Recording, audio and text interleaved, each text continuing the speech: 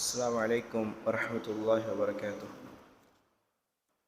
الحمد لله نحمده ونستعينه ونستغفره ونعوذ بالله من شرور أنفسنا ومن سيئات أعمالنا.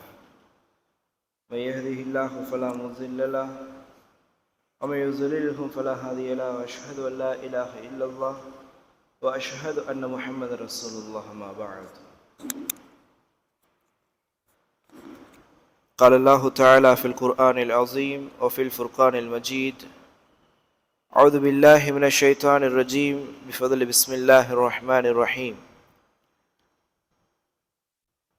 ولا تلبسوا الحق بالباطل وتكتموا الحق وأنتم تعلمون وأقيموا الصلاة وآتوا الزكاة واركعوا مع الراكعين.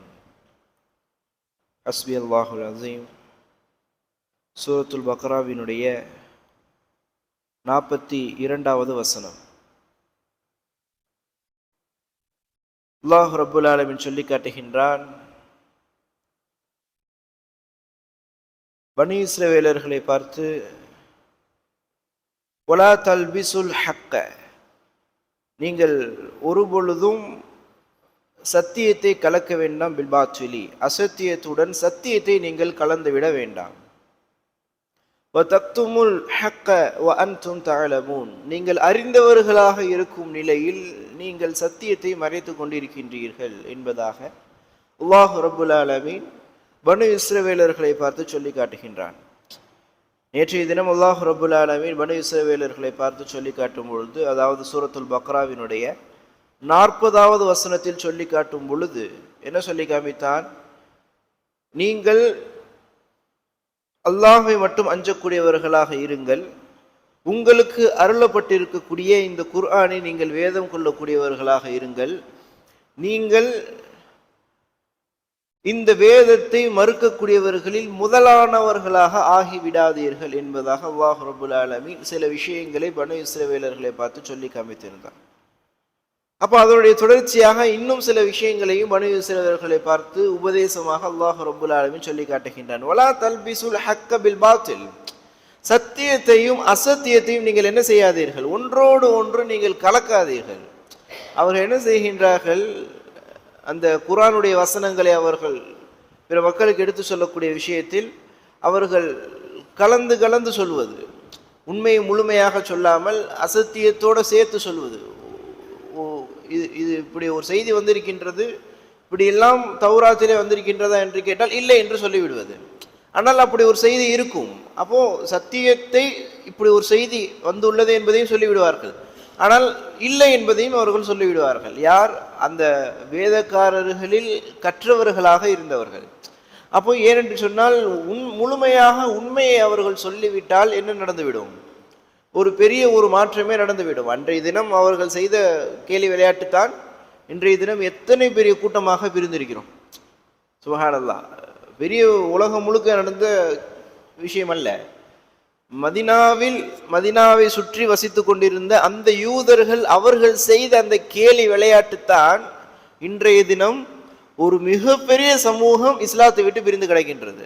எதற்கு காரணமாக? இதன் காரணமாகத்தான் அவர்கள் சத்தியத்தையும் அசத்தியத்தையும் ஒன்றோடு ஒன்று கலந்து அவர்கள் ஈமான் கொள்ளாத வகையில், அவர்களுடைய கூட்டத்தார்கள் ஈமான் கொள்ளாத வகையில் சொல்லிவிட்டார்கள். அதைத்தான் நாம் ஏற்கனவே தஃப்சீருடைய வகுப்பிலே பார்க்கும் பொழுது எப்படி சொல்லி காமித்தான் அல்லாஹ் ரப்புல் ஆலமீன்? அவர்களும் வழி தவறிவிட்டார்கள். எந்த வசனத்திற்காக நாம் பார்த்தோம்? கைரில் மக்தூபி அலைஹிம் வலத்தாலின். தாலின் என்றால் யார்? வழிகேட்டில் இருக்கக்கூடியவர்கள் என்பதாக அல்லாஹ் ரப்புல் ஆலமீன் சொல்லியிருப்பான். அல்லாஹ்வால் கோபிக்கப்பட்டவர்களும் வழிகேட்டவர்களும். அந்த வழிகேட்டவர்கள் யார் என்பதாக அல்லாஹ் ரப்புல் ஆலமீன் வேறொரு வசனத்தில் எப்படி சொல்லியிருப்பான்? இந்த நஸ்ரானியர்களை பார்த்து சொல்லியிருப்பான், யூதர்களை பார்த்து சொல்லியிருப்பான். அவர்களும் வழிகேட்டு விட்டார்கள். அவர்கள் வழிகேட்டது மட்டுமல்லாமல் ஒரு பெரும் கூட்டத்தையும் அவர்கள் வழிகெடுத்து விட்டார்கள் என்பதாக அல்லாஹ் ரப்புல் ஆலமீன் சொல்லியிருக்கின்றான். அந்த அடிப்படையில் இவர்கள் செய்த இந்த கேலி விளையாட்டின் காரணமாக ஒரு பெரிய கூட்டமே, அவர்கள் அன்றைய தினம் வாயை திறந்து உண்மையை அவர்கள் சொல்லி இருந்தால் ஒரு பெரும் கூட்டம் என்ன செய்திருக்கும்? இஸ்லாத்திற்குள் வந்திருக்கும். இன்றைய தினம் ஒரு பெரிய சமூகமே இஸ்லாமிய சமூகமாக இருந்திருக்கும். அல்லாஹ் ரப்புல் ஆலமீனுடைய ஏற்பாடு அதுதான் என்ற பட்சத்தில் நாம் அதை ஏற்றுக்கொண்டுதான் ஆக வேண்டும். அப்போ அல்லாஹ் ரப்புல் ஆலமீன் சொல்லி காட்டுகின்றான், நீங்கள் என்ன செய்ய வேண்டாம், சத்தியத்தையும் அசத்தியத்தையும் கலந்து விட வேண்டாம். நேற்றைய தினம் பனு இஸ்ரவேலர்களுக்கு சொல்லப்பட்ட உபதேசமும் எமக்கும் கூடத்தான்.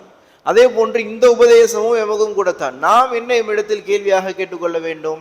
நாம் சத்தியத்தை சத்தியமாக சொல்லிக் கொண்டிருக்கின்றோமா, அல்லது பிறர் இன்னார் இப்படி நினைப்பார், இந்த சாரார் அப்படி நினைத்து விடுவார் என்ற காரணத்தினால் மழுப்பி பேசி கொண்டு இருக்கின்றோமா? இது நடக்குதா இல்லையா இந்த சமுதாயத்தில்? இன்றைய சமுதாயத்தில் அவர் அப்படி நினைப்பார், இவர் அப்படி நினைப்பார், அந்த மதத்தவர்கள் இப்படி நினைப்பார்கள் என்பதற்காக இந்த மார்க்கத்தை வளைத்து நெளித்து பேசக்கூடிய நிகழ்ச்சிகளை எல்லாம் பார்க்கின்றோமா இல்லையா? கணியத்துக்குரிய எல்லாம் நடிகார்களே, இதெல்லாம் ஒரு முஸ்லீமுக்கு அழகு இல்லை. ஒரு முஸ்லீம் பனு இஸ்ரவேலர்களுக்கே அது அழகு இல்லை என்பதாக அல்லாஹ் ரப்புல் ஆலமீன் சொல்லி காட்டுகின்றான் என்றால் இந்த குர்ஆன் அருளப்பட்ட எமக்கு அது கூடுமா? கூடாது. அப்ப கணியத்துக்குரிய அல்லாஹ் நல்லடியார்களே, எது சத்தியமோ அதை உறக்க பேச வேண்டும். இதுதான் சத்தியம் என்று சொன்னால் அது யாருக்காகவும் பயப்படக்கூடாது. எனவேதான் அல்லாஹ் நேற்றைய தினம் படித்த வசனத்திலே கடைசியாக என்ன சொல்லிவிட்டான்?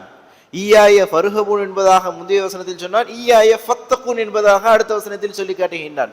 என்னை மட்டும் நீங்கள் அஞ்சு கொள்ளுங்கள், எனக்கு மட்டும் நீங்கள் அச்சம் கொண்டு இந்த சத்தியத்தை சத்தியமாக நீங்கள் எடுத்து சொல்லுங்கள், இதில் பொய்யை கலக்காதீர்கள், அசத்தியத்தை கலக்காதீர்கள், இருக்கக்கூடிய விஷயத்தை மாற்றி பேசுவது, இதே போன்ற விஷயங்கள் எல்லாம் நீங்கள் செய்யாதீர்கள் என்பதாக பனு இஸ்ரவேலர்களை பார்த்து சொல்கின்றான். என்றால் அந்த உபதேசம் எமக்கும் தான் என்பதை நாம் என்ன செய்து கொள்ள வேண்டும்? விளங்கி கொள்ள வேண்டும். தக்துமுல் ஹக்க வ அன்தும் தஅலமூன், நீங்கள் தெரிந்து கொண்டே சத்தியத்தை மறைத்து கொண்டிருக்கின்றீர்கள் என்பதாக பனு இஸ்ரவேலர்களை பார்த்து சொல்லி காட்டுகின்றார். இதுவும் இன்றைய காலகட்டத்தில் நடக்கக்கூடிய செய்தி தான். சத்தியம் என்பது இது சத்தியம்தான் என்பதை தெரிந்து கொண்டே பல மக்கள் அதை சொல்லாமல் இருக்கக்கூடிய செய்தியை நிகழ்ச்சிகளை நாம் பார்க்கின்றோம்.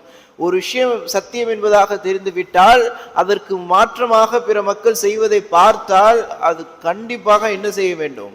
எடுத்து சொல்ல வேண்டும். அதைத்தான் அல்லாஹ் சொல்லி காட்டுகின்றான். நீங்கள் இது சத்தியம் என்பதை தெரிந்து கொண்டே நீங்கள் என்ன செய்து கொண்டிருக்கிறீர்கள்? மறைத்து கொண்டிருக்கிறீர்கள். அந்த நஸ்ரானியர்கள் என்ன செய்தார்கள்? முஹம்மது ஸல்லல்லாஹு அலைஹி வஸல்லம் அவர்கள் வருவார்கள் என்பதை அறிந்திருந்தார்கள். முஹம்மது ஸல்லல்லாஹு அலைஹி வஸல்லம் அவர்களும் வந்து விட்டார்கள்.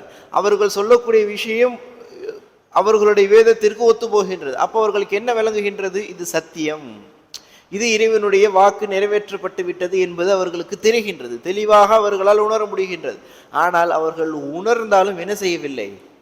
பிற மக்களுக்கு எடுத்து சொல்லவே இல்லை. அவர் அப்படியே மறைத்து விட்டார்கள். ஏன்?